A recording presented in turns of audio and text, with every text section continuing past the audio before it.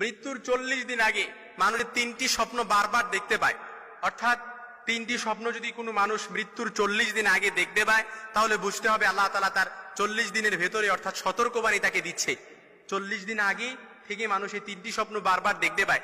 সাইয়েদনা আলী রাদিয়াল্লাহু তাআলা আনহুর এক বন্ধু একবার সাইয়েদনা আলী রাদিয়াল্লাহু তাআলা আনহুকে বললে, ইয়া সাদিকি, আমার এক বন্ধু ইন্তেকাল করছে, তবে মৃত্যুর 40 দিন আগ পর্যন্ত সেই স্বপ্নগুলো বারবার দেখছে, সে আমাকে দেখতে পায়। মৃত্যুর 40 দিন আগে কোনো মানুষ যদি 3টি স্বপ্ন বারবার দেখতে পায়, তাহলে বুঝে নিতে হবে আল্লাহ তাআলা তার মৃত্যুর সতর্কবার্তা তার উপর নাজিল করতেছে।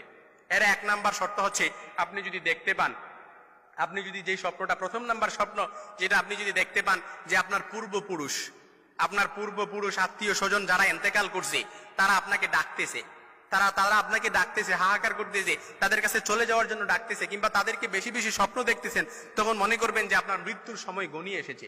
তবে এটাই যে খুব একেবারে বুঝার বিষয় এরকম কিন্তু নয়, কিছু বিষয় রেয়ার থাকতে পারে।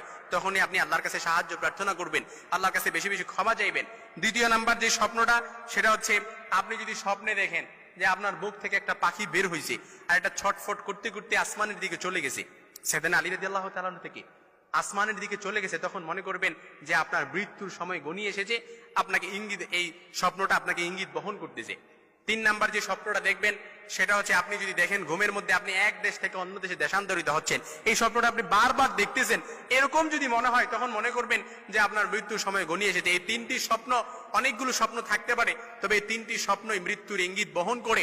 এই স্বপ্নগুলো থেকে, কিংবা খারাপ স্বপ্নও যদি আপনি দেখেন, এগুলো দেখলেই যে মৃত্যুর ইঙ্গিত বহন করে এরকম নয়, তবে এটা হচ্ছে সাইয়েদনা আলী রাদিয়াল্লাহু তাআলা আনহু সম্ভবত বলেছেন। এই জন্য আপনি যদি এই স্বপ্নগুলো দেখেন, কিংবা খারাপ কোনো স্বপ্ন যদি দেখেন, এগুলো থেকে বেঁচে থাকার জন্য তখন একটাই করণীয়, আপনার জন্য একটাই পালনীয়, সেটা হচ্ছে সাদাকা করবেন, আল্লাহর রাস্তায় সাদাকা করবেন, বেশি বেশি নফল নামাজ পড়ে আল্লাহ তাআলার কাছে দোয়া করবেন।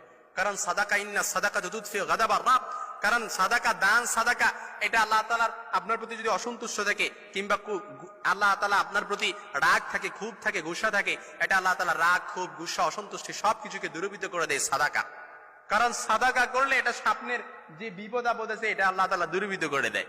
এজন্য খারাপ কোনো স্বপ্ন দেখলে, বিপদে আপদে পতিত হলে আপনি দান সাদাকা বেশি বেশি করবেন। কারণ সাদাকা যে বিপদ আপদ দূরীভূত করে, এটা সাইয়েদনা সুলাইমান আলাইহিস সালামের সময়কার এক ব্যক্তির ঘটনা থেকেও কিন্তু আমরা বুঝতে পারি। এজন্য যখনই কোনো খারাপ স্বপ্ন দেখবেন, এই স্বপ্নগুলো বারবার দেখবেন, তখন আল্লাহ তাআলার কাছে বেশি বেশি আশ্রয় প্রার্থনা করবেন শয়তান থেকে।